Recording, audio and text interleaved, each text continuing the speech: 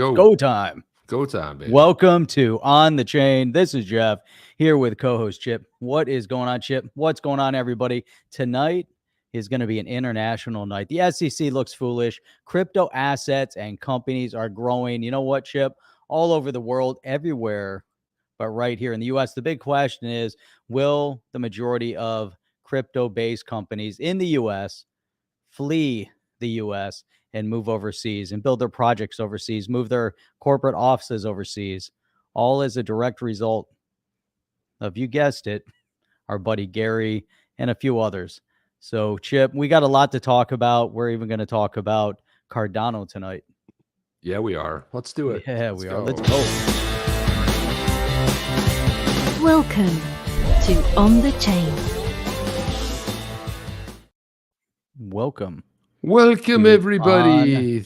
The Chain. Thank you for being with us tonight. And you might want to consider supporting us by hitting that subscribe button. Also that like, so you get notification likes, and then that little bell so you get notified when we actually go live. Let's see if I got my notification. Most of the time. I didn't even get my notification, but did not get my notification. I didn't get my notification either. That's what I'm saying. Sometimes you'll get it.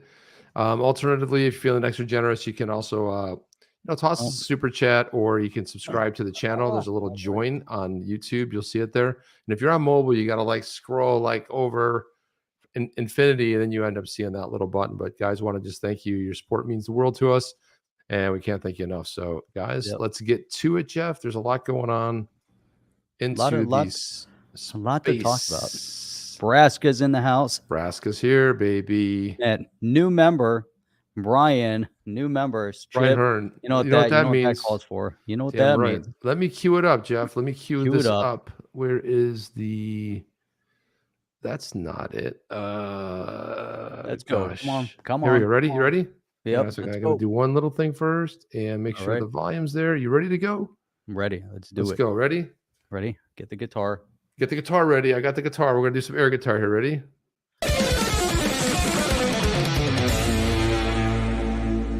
All right.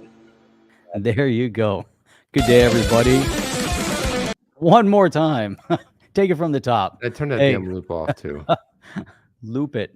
Loopy. It's a little loopy, Jeff. It's a little loopy.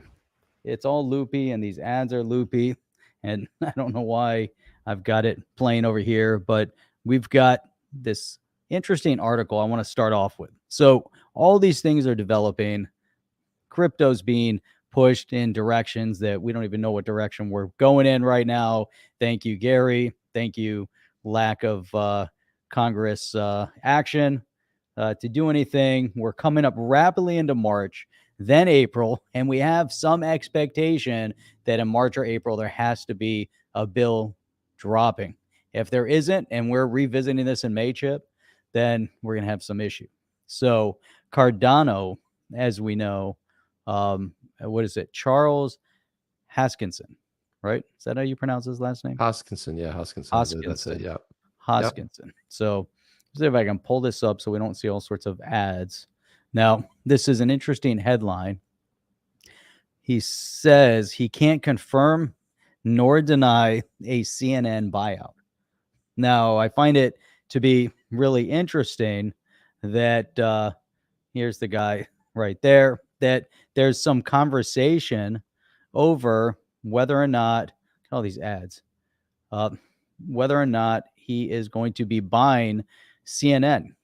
Now, I think that's a pretty, major conversation point. So he says he can't confirm or deny it. I don't know if is he just being facetious? But right here, this Ross Calvin is saying Charles is starting a joint venture to buy CNN. Now, I don't know if it's true, not true. Could be a joke. Could be funny. What do you think, Chip? I think it's a joke. And look, if somebody asked me that too, I'd be like, Jeff, I can neither confirm nor deny that. I mean, that's what you say when you want to be a goof. I mean, that's what you say. Now, who knows? Maybe he ends up buying it, and we're like, wow, but it just doesn't seem like a good fit. Charles has got a lot going on with his own project. I don't really think he needs to worry about running a 24-hour news network or so-called news network. I will use that terminology there. I just don't think but it's funny. I mean, he does have a good sense of humor, and I do think that that's the appropriate response. I cannot confirm nor deny it. I would say the same thing. Hey, are you? By the way, someone in the chat just said, Jeff and Chip, are you guys going to be buying CNN? I'm like, can't confirm nor deny it, Jeff. We might. We might. By the We way, might Jeff not. and Chip, here's another one. We heard that you have a new show coming up on Fox Business all about crypto and the geopolitical spectrum. Cannot neither deny. Now, wouldn't that be cool? Wouldn't that be cool? Now that's That'd what be really ought pretty to happen, Jeff. That Can would you be pretty imagine that? amazing. Now, that would be really fun to be doing a show on Fox. Do it on Saturday nights. Do it early in the morning, whatever. I mean, just get out to a wider audience. Do No, some news but stories. Be that'd be- fantastic. So when I saw that article, I said, "Is CNN actually still a thing?" I wasn't even sure it was still a thing. At least Elon Musk bought Twitter. Twitter was still a thing. People on Twitter, a lot of engagement with Twitter, and obviously with CNN. I don't know, but I thought it was interesting anyhow to have that. I was kind of going through my thought process. Here's the founder of Cardano. We want to go, privacy. We want to, with our digital asset, we want to create, some limited government intervention. And here's the guy that's going to buy CNN. And what are all the things that you could do with CNN if you could draw and separate it away from the chaos? Imagine all the positives that could be done, especially on the crypto front right now, because really there's no national news network that's focused on all the positives of crypto. There's a lot of commentary over SBF and all the other chaos, but could you imagine if CNN 24-hour news cycle about cryptocurrency? That sounds like something there, Jeff. There's something to be had there. There's the 24-hour crypto network. There you go. It could be because there's so much news. I mean, and you could probably have your your Bitcoin show and your like Ethereum show, your XRP, at least whatever the top 10 is going on. You could have those shows, and then general news, covering all of the festivals and things that are happening around there. I think that could be really a lot of fun. Or not. I don't know how that would go over so well. There you go. Berserker. Looking good, boys. I can confirm this. Let's go. And for that, Let's since we haven't done it in go. a while, and I know, for you guys that are listening on the playback, you're going to hear it. You're not going to see it if you're listening to the podcast. Thank you for that, Berserker. Just for Berserker. Come on, man, Berserker. Berserker. There you go. There you go, Berserker. And listen, you've elevated to new heights if you have your own sort of like your 3.5, 4 second shout out. But by the way, there's a cryptocurrency that can basically move from point A to point B in 3 to 4 seconds. And then Berserker has his own clip on here. So there you go. There you go. Bro, what's up? Rain here. And Rain, another legend in the space. Rain had a show too, but of course he got into some topics that probably got to be very careful about. He wasn't so careful about it, and then that channel but went bye-bye. But Rain, legendary in the space, and early days we were on each other's shows all the time, and it was just, man, it's just so many great people in the space, so many great people in this chat right here. I mean, you gotta love it, man.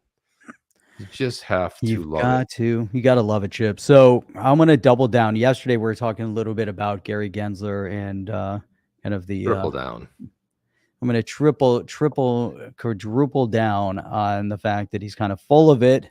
And these financial institutions across the board working overtime, to get a leg up. We do see a lot of things happening even in the banking space that has to do with stablecoin, even though there's some calls to make stablecoin a security. There's all sorts of chaos going on, and we're going to have an interesting ride tonight. We're going to talk about the G20. We're going to talk about Brics, all in relation to what's going on with the crypto space. But Chip, so this one came up. I know I'm using the wrong browser. All these ads are popping up, but here, FDIC insured Citizens Trust Bank to hold 65 million in USDC reserves, and this is really interesting. So they joined the Federal Reserve System in 1947. Okay. Citizens Trust Bank, a special financial institution regulated by the FDIC, partnered with Circle to hold some of its reserves in USDC, a move the company said would promote financial inclusion and digital literacy in the greater Atlanta area. What's unique about the bank It says here it's classified as a minority-owned depository institution, but so there's a lot of important aspects of what's going on here, and we see these smaller banks similar to what we saw go on over in Wyoming, and with Kraken getting into banking. Here, I find it interesting, Chip, that they want to hold USDC. They're going to hold a large sum of it. It's FDIC.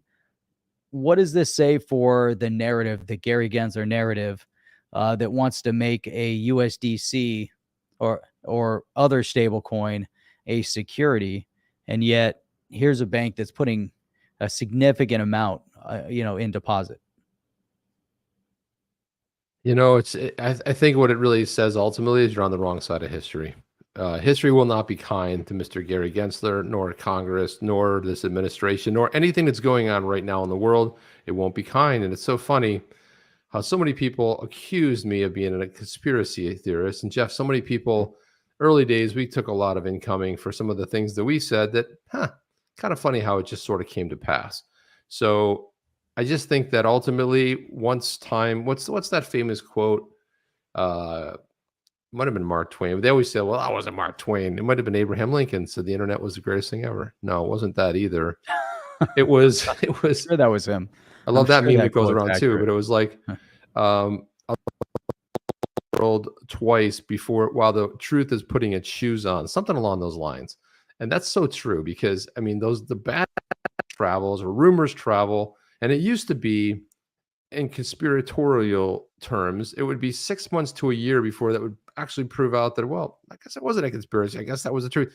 Now it's like 48 hours, right? It's like 48 hours, something comes out, and then you wait 48 hours, and then, oh, okay, that was a bunch of nonsense. You're like, look at this, Jeff. Here you go. XRPP put this out. Breaking news.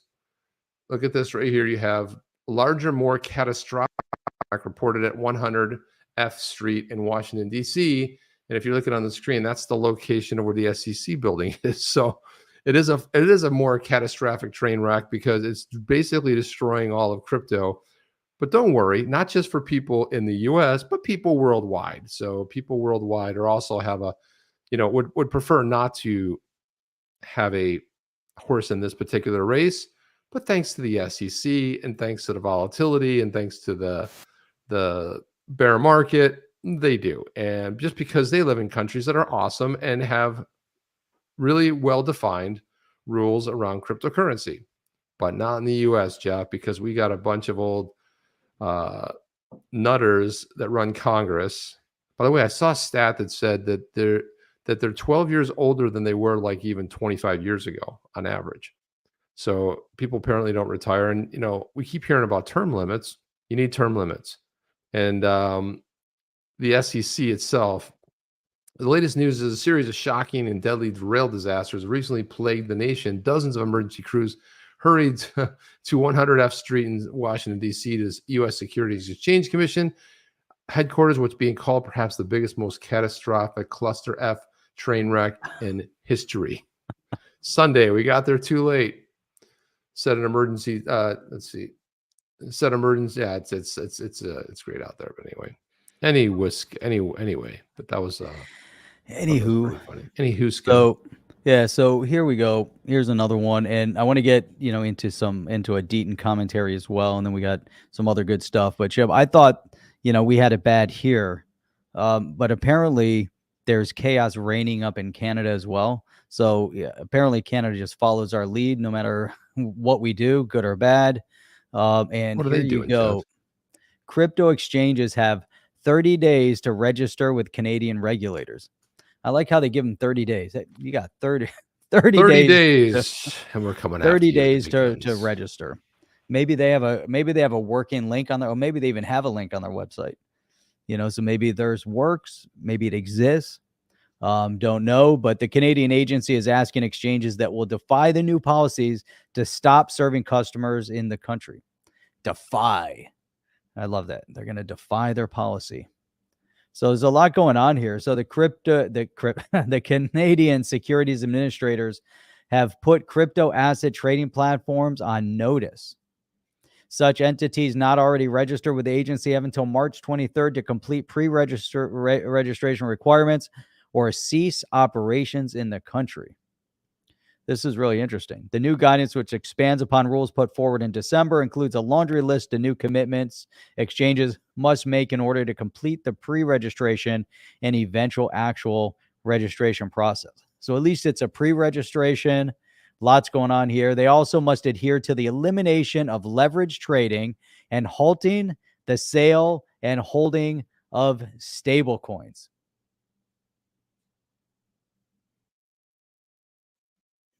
Comment? Jeff, I mean, it's getting a little bit old, to be honest with you. I mean, it's like we're at the point right now that precipice is either people are going to stand up, have their voice heard. I mean, look, Canada's like just right across the border, but I mean, what is going on in Canada? Canada was an amazing country, and you just have one little squadouche, another squadouche. Got squadouches all over. He's one of the dumbest humans ever, Jeff. I mean, this guy is just dopey as all hell. I mean, he really is. And I don't know. He's pretty much single-handedly destroyed Canada. It's pretty sad. But everybody else in Canada is like, well, I'll have another beer. Give me a 2-4, and let me just hang out a little some Molson's, and we'll sit there and we'll just watch some hockey night in Canada.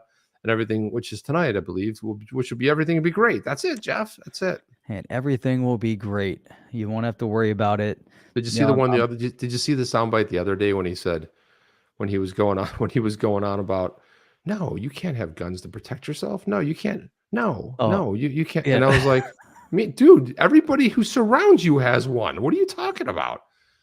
Rules for we, not for thee. I mean, this is the big tip off, Jeff. It's insane. I used to love Canada. I don't know, another place I don't really want to. Half of the chips ended up in Canada, Jeff. I mean, it's amazing. Toronto is amazing. Montreal used to be amazing. Used to be an amazing place, man. Dude, in Detroit, we live across the river from Windsor. So go over to Windsor for lunch, dinner. It's always a pleasure going over there. Right. They had the casino boat back in the day before they had the casino. But look at this. We remind investors that trading in crypto assets comes with elevated level of risk that may or may not be suitable for many investors.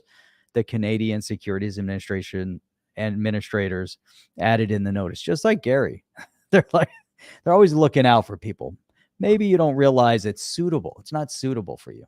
Should they be looking everybody out for should understand the risk tolerance. But hey, you know what? They got casinos over in Canada. I wonder what the risk is for gambling. What are the odds? what are your odd outcome when you put your money into a slot machine or you sit at a table? Yeah, I mean, and the funny thing about that, I mean, they do have gambling quite a few places, but I mean, what do people have to go in and register to play the slot machine now too? I mean, it's getting a little bit. Maybe they should be. Maybe they should register. Think about that. It's getting a little bit. I don't know, bizarre. I mean, the best way I could put it. Jeff, look at this. Somebody did a mashup here. This is kind of funny. This is meet Bill Madoff right here. There he is. There's a Bill Madoff. That's quite the little mashup. So if you take Bernie Madoff and combine him with William Hinman, that's what you get. You get a Bill Madoff right there, and another guy fleecing America and the entire world. That's what you get. I thought that was a pretty funny one. That's a good one, Jeff. You gotta like that. I have to. Mr. Huber is fantastic. He's one of the big supporter. K HUD, what is going on? This is about unregulated currencies with a stable $1 value, the universal value measure. They're stable at $1. They're stable. Appreciate that, K HUD. And by the way, K HUD, big time supporter of the channel, man. Really phenomenal. But you know what's so funny? It's like, I just don't know what's going to make them happy at this point, Jeff. They don't like stable coins. They don't like DeFi. They don't like CeFi. They don't like any kind of FIs. They don't like crypto. All of crypto is a security. And then Gary Gensler was being interviewed the other day, and people were flipping out because it's like, oh, he sort of indirectly alluded to the fact that Ethereum is a security. Oh, wait a minute. You mean that wasn't a free pass? And the best part of it was how the SEC argued in the Ripple case that, oh no, that was a personal opinion. Oh, in an official capacity. So it's like, okay, well, it's personal opinion. You got to hand over the emails. Well, it was actually under official business. Well, which is it? You can't have it both ways, but that's kind of what they did. They play it both ways, Jeff, and it's a little bit silly.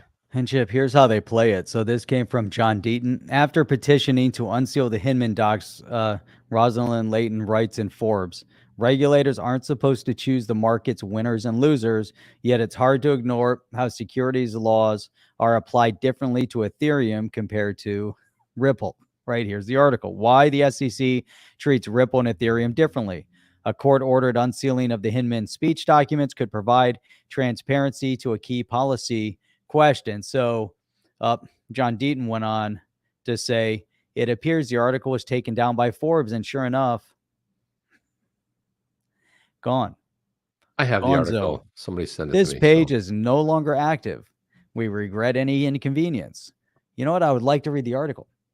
Okay, well, we read it here the other day, but it was I know we did. It wasn't the right one though, that's Jeff. The it was inconvenience. It looked like somebody translated to another language and translated back. It wasn't officially the one, so it was kind of like a little.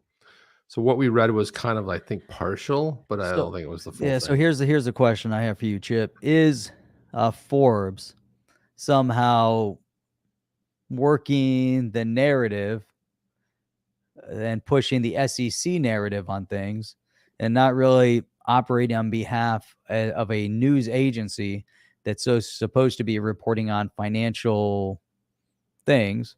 And here's a critical case right now that has to do with financial things and news. And, why not call them out? Why not call out the fact that they've handled Ripple and Ethereum Foundation different? And then why pull the article? Yeah, well, the good news is, Jeff, hang on a second. Let me find it. I'm almost there. I got it. Here we go. For a bunch of, I have it. You know where it is, Jeff? And this is the person that sent it to me did something very clever.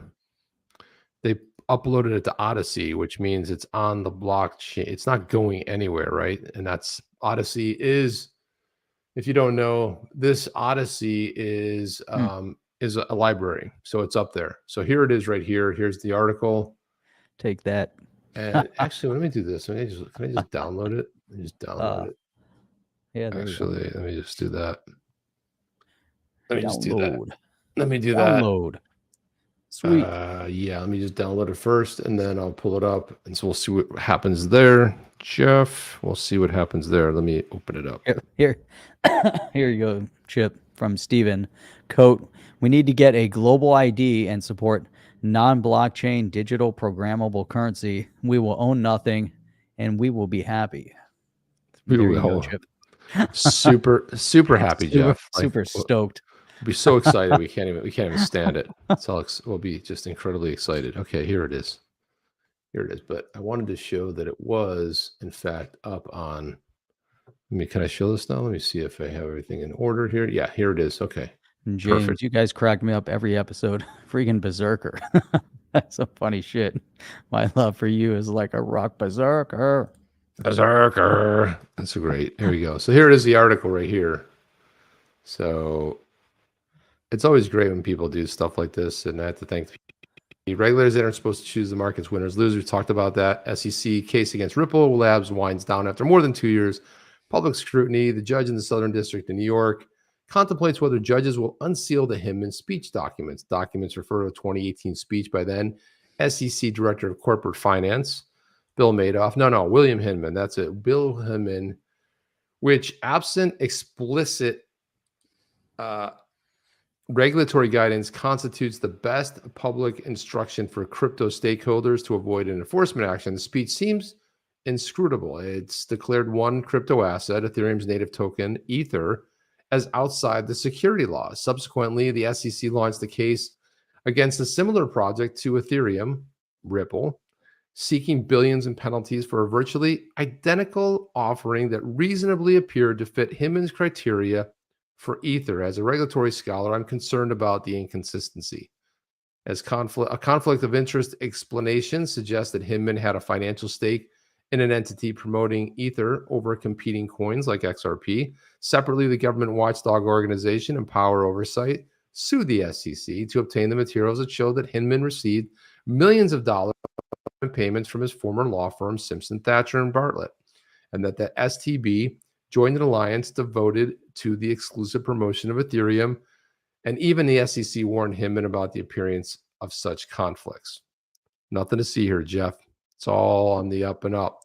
So in any event, unsealing the speech documents could clarify whether Ethereum's proponents influence Hinman's speech, while Hinman himself starts the speech by saying that it only reflects his view, not the SEC's. The unsealing could show whether SEC officials had a view on the matter. Speeches are approved by agency counsel before going public. Such findings could strengthen the defense claim that the SEC failed to provide fair notice. If the SEC itself was confused or ambivalent about crypto policy, it follows that innovators and investors could be as well. Very confused. Everyone's confused. So Rosalind Layton's been one of the best voices. I mean, outside of like John Deaton and some of the other folks we know, as far as what she's put in Forbes. Now, Forbes, on the very same thing, what it says in this article is the government should pick winners and losers, but it's okay for Forbes to do that. Forbes got the memo. Forbes is like, perfectly fine. Let's see. Let's take this article down. This is the second one that Rosalind Layton put up that was very heavily critical of the SEC, and all of a sudden that article disappeared. Gonzo. So you know what side Forbes is on, just like you know what side AI is on.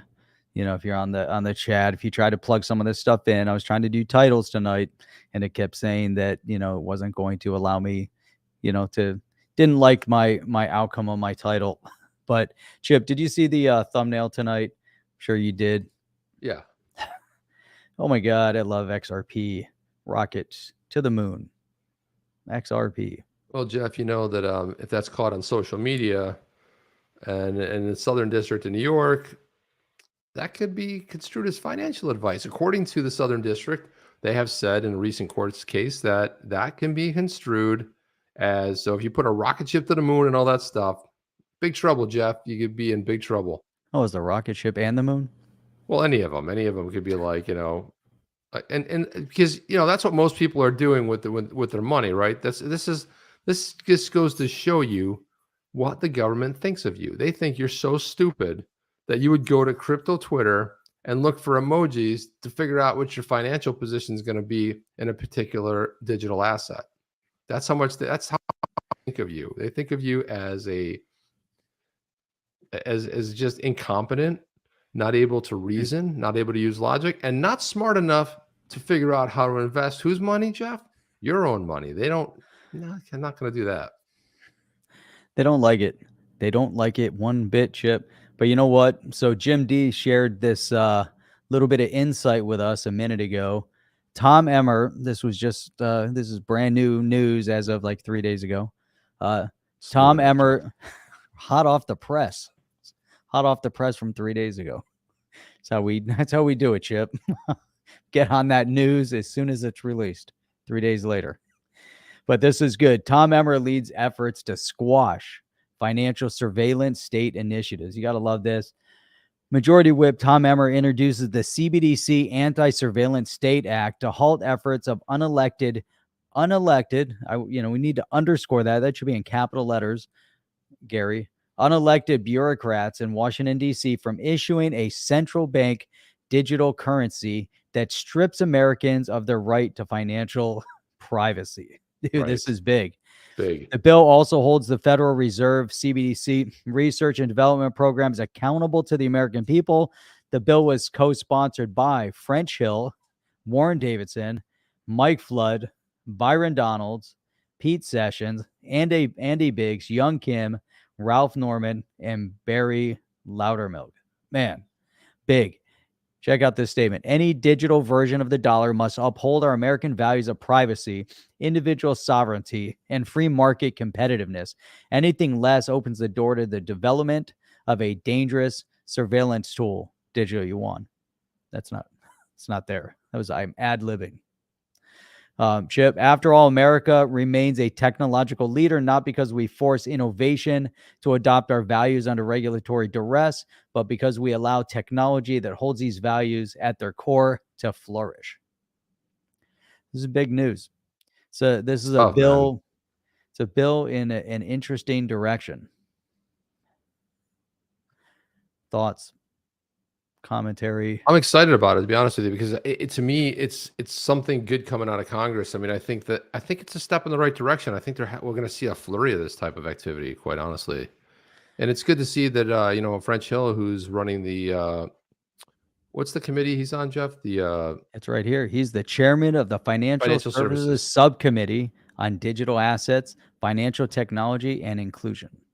Yeah, and that's big. And so at least we're getting something coming out of there. And of course, it's not a shock to see Warren Davidson's name in this.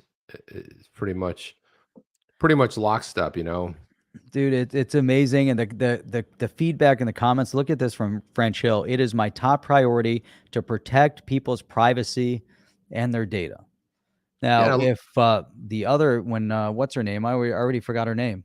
Who's Maxine that Waters. woman? Oh yeah, that's right. That's right. That's right. It wasn't that long. It was like 3 months ago. Come on.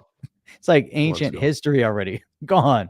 But imagine, when she was in charge, do you think that they would even, consider a bill like this? They would have squashed it. It would have just gone nowhere. And there's not, other than this side, but there's no way she would have come out and said, my priority is to protect the people's privacy and their data. There's no way she would have said that, because she didn't. She said the exact opposite as she was blowing kisses to Sam Bankman-Fried. Yeah, and I love that, and I love the really, if you drill in on the statement by Warren Davidson, he says, the Fed must focus on its dual mandate rather than eradicating financial autonomy. That a retail CBDC would essentially allow the mediate all transactions. And it's like, even though the government's like, oh, we're so concerned about privacy, and that's when they're not concerned at all about privacy.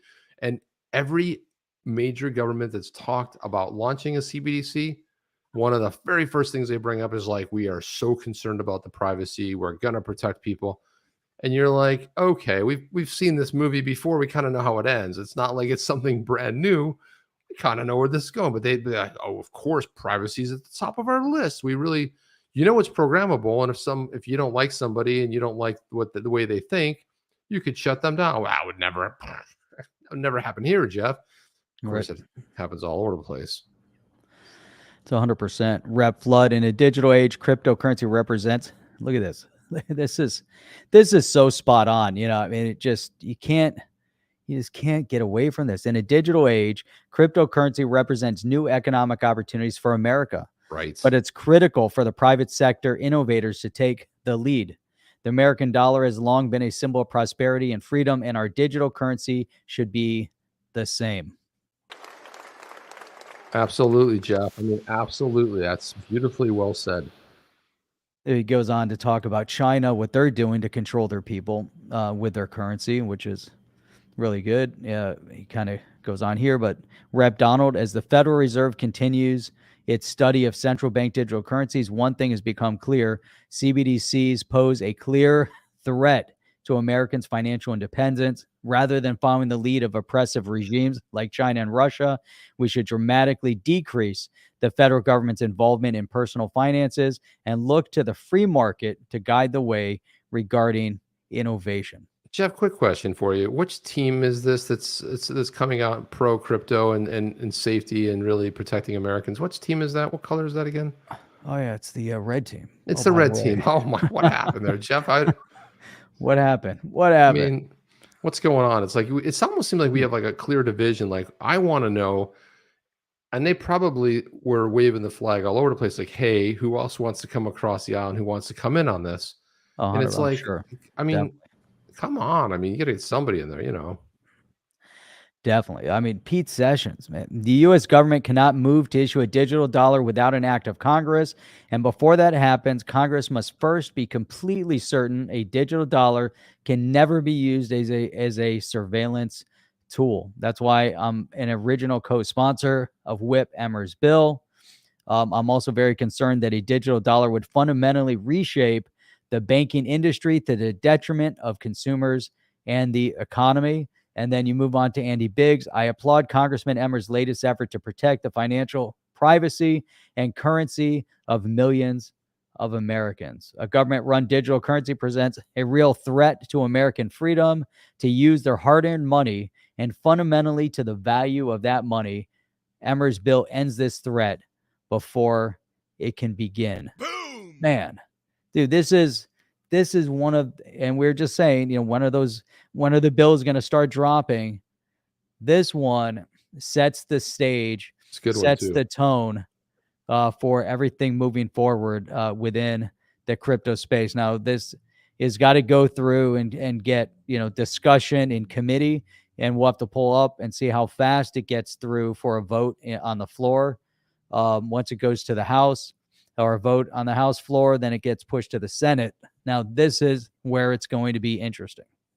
I want to see what happens when these go to the Senate, because the Senate can review, rewrite, and push it back to Congress, or maybe it just stalls and dies. Yeah, stalls and dies to the House. Yeah, or it stalls and dies in the Senate. Pretty much. But there's good things are brewing. Where's that here, crypto man. bill? Where's that crypto legislation? And why don't they just dust off the token taxonomy that Warren Davidson authored almost 4 years ago right now? Instead of what, Jeff? What do we have? Nothing, Jeff. A big zilcho nothing is what we have. I'm sure something's coming soon, because remember Warren Davidson had I'm ready for the new day to start, Jeff. Last year, February, a year ago, February, Congressman Davidson introduced a bill called Keep Your Coins Act. And that was also right and privacy to transact. And so that was February of 2022. We're at the end of February. We're closely approaching into March. Now we got to see what is going to happen here. I want to see some activity coming into for 2023. This one is a big deal that we just showed with Tom Emmer. It's setting the stakes. Huge. It's definitely setting the stakes of where we're moving. So, Jeff, look at that. Did you know a rocket ship is always big trouble? Just levity. There you go. Just thank you for that, K-Hud. Appreciate that. 1-800-REGS now says Rain. 1-800-GET-REGS now. Yeah, let's do that. There's a couple other ones here. Harry Hart said, you guys need to move on to an independent media site. Dude. Light Shadow said, Jesus forgives everyone except for Gary. LOL. That was a good one. Made me laugh. So Warren Davidson is a sponsor of the Fair Tax Act of 2023. He's also, and that's HR 25, and he's also on HR 24, which is the Federal Reserve Transparency Act of 2023. Man. And incidentally, he's also on HR 38, which is Concealed Carry Reciprocity Act, which is also good. Lots of good things coming out of Warren Davidson. A lot of good things happening in general. I'm real excited to see, if there's going to be another follow-up bill, but more so in order to really help this space, Chip, we have to see what's going to happen in the Senate. I'm a little concerned about the Senate. Yeah, I'm concerned about a lot of things, Jeff, and the Senate is a waste. I mean, and especially the minority leader there is a complete moron. Yeah. Look at this one here. So Max Kaiser, the Bitcoin Maxi, put this out. He said, Gensler's right. Everything not Bitcoin is a security. The penalty for equivocating is that you give El Salvador a bigger first mover advantage while you try to figure out what the press Nayib Bukele already gets, which of El Salvador. He says maximalism drives huge economic growth and well-being. Maximalism does that? Okay. John Deaton put the brakes on here. He said, well, when you quote Gensler, you immediately lose the argument. The underlying tokens are not securities per se. Any asset can be packaged, marketed, offered, and sold as security. It's the circumstances surrounding the offer and sale of an asset that triggers the U.S. security law. Now, how many times does John Deaton have to remind people this? People, talking about the asset being the security. It's never been the security. It won't be the security here. It is the scheme in which it was packaged. It's the way it was sold, because the oranges were not the security in the Howey. The SEC v. Howey, which is where we got the Howey test from in 1947. They didn't declare all oranges are securities, especially if sold in a secondary market, Jeff. They didn't say that at all. Those are good, juicy oranges. Good ones, Jeff. Good ones. Michael Murphy said, why can't our Congress see that Clayton, Hinman, and Gensler are selling us out to the Chinese? There's some big things coming, man. I'll tell you what, in the news related to China. I expect some big things happening. And we're going to talk about Brics here in a little while too, because there's something afoot as the Chinese are ramping up and ratcheting a frontal assault against our U.S. dollar. And you just have to wonder if we have those in position right now, like they were just talking about, those bureaucrats, the unelected bureaucrats that are controlling the direction of our currency, and they want to digitize our currency, just like the digital yuan. But check this one out. So this is interesting too. Now, Chip, before I put this up, consider the potential liquidity risks of a deflated U.S. dollar. Okay. U.S. regulators warn banks to be on alert for crypto-related liquidity risks. What's behind that story? Wait, what publication is this, Jeff? Reuters. No. Thank you. It tells me everything. Tells me everything I need to know. You have to just you kind of know going into this thing. Reuters. Okay. Direction we're going. Top U.S. banking regulators issued a fresh warning to banks to be on guard for any liquidity risk from cryptocurrency-related clients, cautioning some of their deposits could prove volatile. Which banks are holding cryptocurrency? That's a good question, Jeff. Who is that? And even if they are, if they're my deposits, what difference does it make to you if they're volatile or not? Yeah, I mean, but what's the argument here? What are they warning on? What are they trying to do? Let's see. In a joint statement issued Thursday, the Federal Reserve, Federal Deposit Insurance Corporation, and the Office of the Comptroller of the Currency said banks should have robust tools in place to monitor funds placed by crypto asset-related entities. The agencies noted deposits placed with banks for the benefit of crypto consumers, as well as stablecoin reserves, could be subject to rapid outflows. So far, none of this is making any sense. It doesn't really. I don't know what they're talking. I'll be honest with you, I don't know what they're talking about. Like, what are they? Nothing. That's Reuters for you, Jeff. It's just another organization that was taken down. I think it was written by ChatGPT. Regulators said the new statement was spurred by recent events in the crypto sector that highlighted volatility risks. Recent events. Yeah. All right. While they noted what's that? ChatGPT wrote that for sure. It makes zero sense.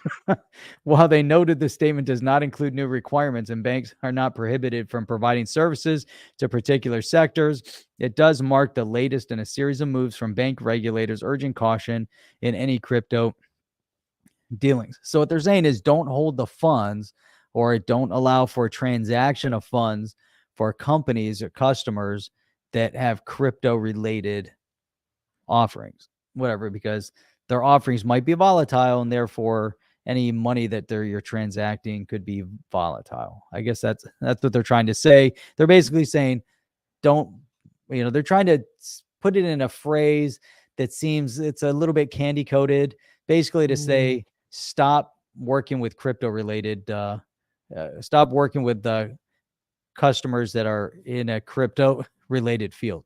They basically want them to shut off working. Yeah, they want them to censor it, like a lot of other people have done. And again, this is where we are. This is kind of where we are right now. Is where you have this mass censorship, Jeff. I mean, who the hell's why is Reuters, which is supposed a news wire, right? And how is this news when you're sort of leading the story, little bit wagging the dog there with all this leading garbage?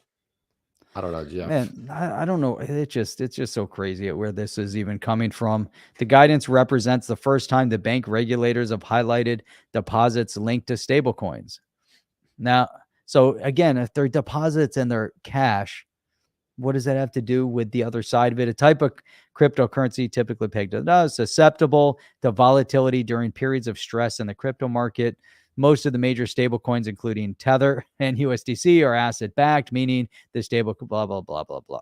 So it makes no sense. The whole article and this statement makes no sense. Regulators expressing concerns about the stability of those reserves could cause banks to further examine the relationship with stablecoin firms. So the reserves, which are supposed to be held, so let's say they're holding $1 to a USDC. The USDC could be unstable, but the dollar they're holding is $1.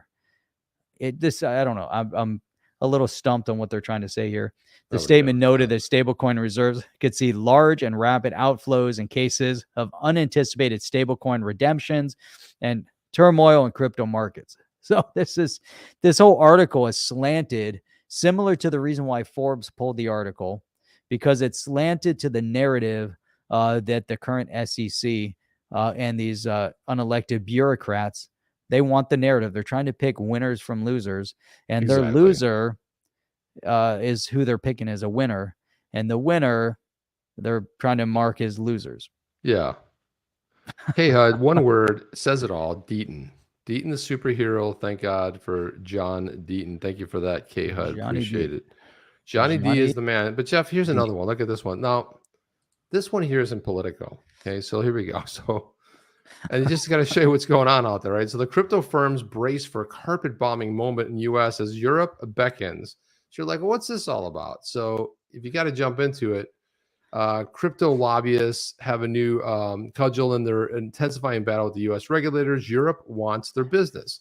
Yes, right. Okay, so industry leaders are increasingly making the transatlantic juxtaposition to argue for clearer regulations as the U.S. agencies begin to enforce a decades-old rules for trading and banking in the crypto world. Congress is nowhere near the point where it might craft a federal standard for digital currency. So regulators appointed by resident Mr. Biden are filling the void. That is contrast with the European Union, which is preparing to activate new laws tailor-made for the digital asset companies.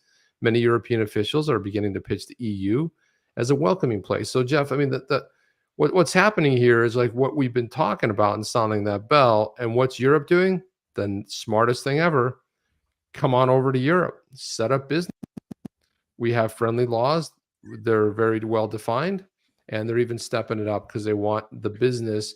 And meanwhile, here in the U.S., you've got some of the dumbest humans who are not listening to the will of people, Jeff, but the will of their own wallets and how fat they're getting and how much money they're making. And, you know, they're not listening to the voices. They're not representing the people.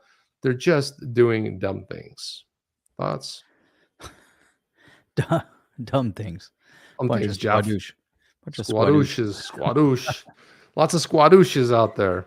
And Chip, as Kelly Slade is saying, this is all happening because of FTX. FTX was I don't want to say the catalyst, but it is their catalyst. It's their example that they're making a catalyst. Now, we know that the whole thing, the timing of events are a little bizarre because they've had all these ideas. It's not like all of a sudden Gary woke up one day and was like, oh, yeah, you know what? This is what I think. This is so horrible. Exactly, Jeff. And FTX just shut down. And he's been plotting and planning this whole thing the whole time. And it's just one more piece being moved on the chessboard. And there you go. And that's what you get because FTX is a chess piece. Look at Matt LaRoche brings up a really good point here. He says, well, if the USDC is backed by dollars and is treasuries, what happens when the value of the treasuries plummet like what happened recently? Well, don't worry about that, Matt, because don't worry. There's different rules for the government than there are for we the people. So the we the people will get, crapped on pretty much all day long. And it's like, well, insider trading is a thing. It's just not a thing with Congress. Treasury, if something happens with the Treasury, it's like, well, it's not really, it's an unfortunate circumstance for you, but not really for the government. But you're bringing up a really good point there, Jeff. You want to chime in on anything on that one? Man. So, he's not. I'm going to go with no. There you go. FTX was a deep state weapon to force legislation onto the space. Jim D. Tell me you crashed the market intentionally without telling us you crashed the market intentionally. 3 letters, FTX. It's amazing. I mean, it just seems like the whole thing was plotted and planned, and and here's a guy that if it was anybody else, they'd have him locked up in jail, and he's hanging out at home, and then they're saying that they're going to take away his VPN rights because he was VPNing Netflix, so he could watch Netflix or something, on his side. Who knows what's going on? It's just the whole thing is kind of it's just insane to watch it. Charlie Evans is saying, could the crypto companies cut the U.S. from using any of their products if they move offshore? And that could be interesting too. I mean, we saw, what was it, Bitstamp back in its heyday when they shut down access to US, didn't they? Because I remember moving away from Bitstamp. Yeah, that Bitstamp sounds vaguely familiar there. Something along those lines. Something along those lines. Yeah. Something along those lines. Rain says, John Deaton is a crypto crusader for sure. I endorse that since I own the trademark. I'm guessing you own the trademark on crypto crusader. So every time we use that phrase, is that the phrase we're not allowed to use because it's trademarked by you, Rain? Is that what it is? Give us some clarity on that. So let's see what's going on right around that. We didn't use it. He posted it. What does he say? What is trademarked for sure, bro? Bro. So Chip, so James Filan, so he says XRP community, XRP, Susan Friedman, and Susan Friedman is the International Policy Council at Ripple. Europe is clearly outpacing the US by establishing holistic regulatory frameworks, which is kind of based on what you just posted, for the crypto asset industry. Now here's the International Policy Council at Ripple, a digital currency firm. We know all that. We fully expect Europe to become a natural hub for responsible participants going forward. And that was based off the Politico article that you posted. James Filan was posting that as well. But there's a lot of commentary on this. Yeah. Europe outpacing the US. Yeah, right. Because it's not a good thing. Who would set up shop here knowing that you're going to get hauled in the court, knowing you can't communicate to the SEC, that they're just going to rip you a new one? And look at this one, Jeff. So Pat Toomey retired in the last Congress, right? Pat Toomey was all about crypto legislation, crypto. Well, look at this story right here. Apollo appoints former U.S. Senator Patrick Toomey to the board of directors. They all go to crypto, Jeff. He says, Apollo Global Management. Didn't they also put Jay Clayton on their board as well? It's almost filled with like former government officials. Appointed to its board of directors effective March 15, 2023. With the appointment, it will increase to 17 directors, 13 of whom are independent. Mr. Toomey represented Pennsylvania in the U.S. state from 2011 to 2023, serving on the Senate Banking, Housing, and Urban Affairs, Budget, and Finance Committee, as well as the Joint Economic Committee and the Joint Select Committee on Deficit Reduction. That didn't go so well. So he chaired the subcommittee. Too many committees here. Yeah, we know Toomey. Toomey was in some ways, Toomey was effective when it came to crypto, but almost anything else he did, and he played for the red team. And I don't really care too much of what he honestly did.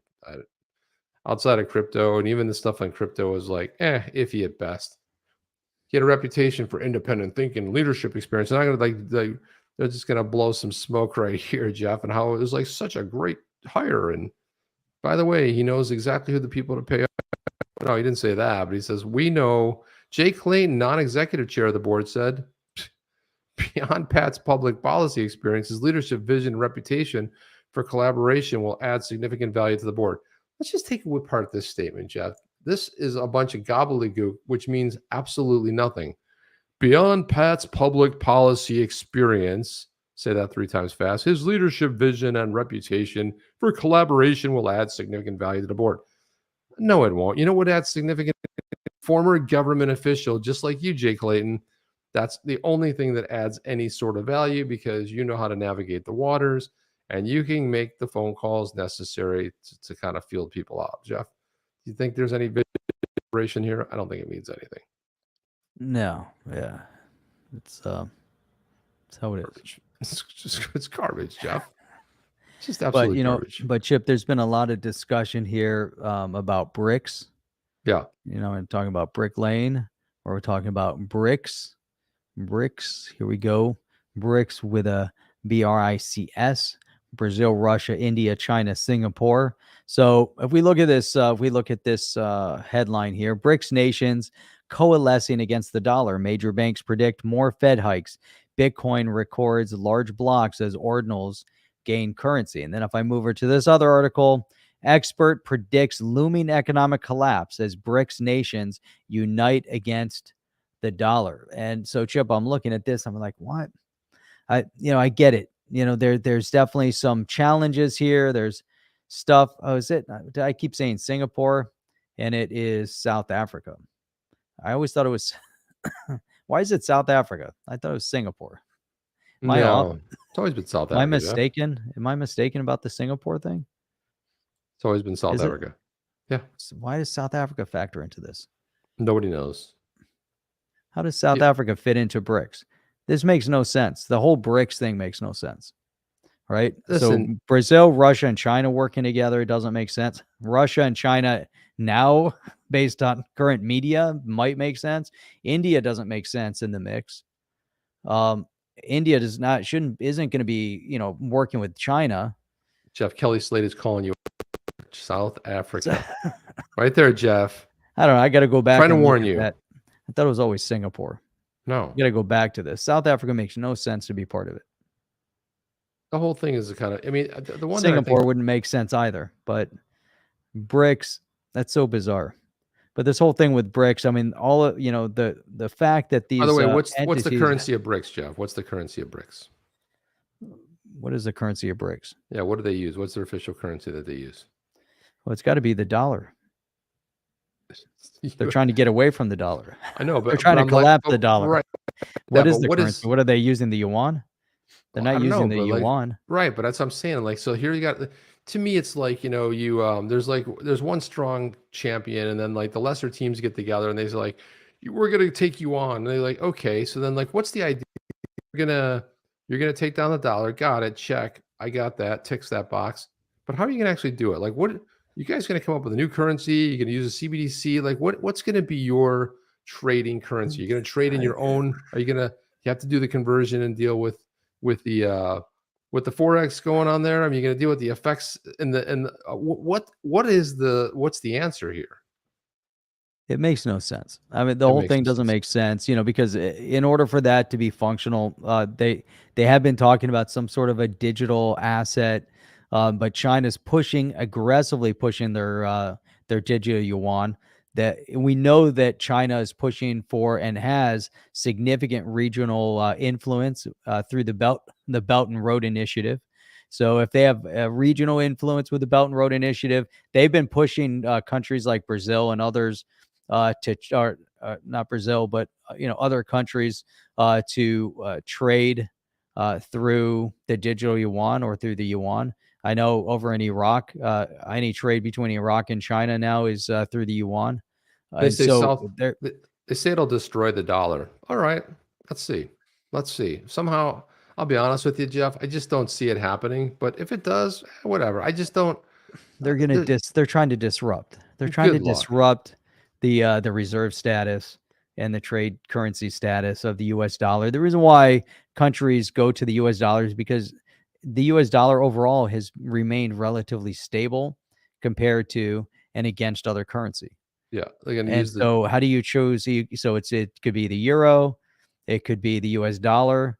And I think, at some point, maybe, I mean, those are the two primary currencies that have been traded and used. But now, I don't know what they're going to use. I think they want they definitely want the yuan. Let's put That's this the whole point. That's the whole point of it. They want the digital yuan. Dirk from Xpector said, "What in the actual F?" Former SEC branch chief Lisa Bracana says that emojis are to be considered financial advice. This includes the rocket emoji, money bags, and stock chart emojis when referring to NFTs or crypto. And then this one, he gives it the middle finger emoji. I guess that one's okay, Jeff. You can use that one.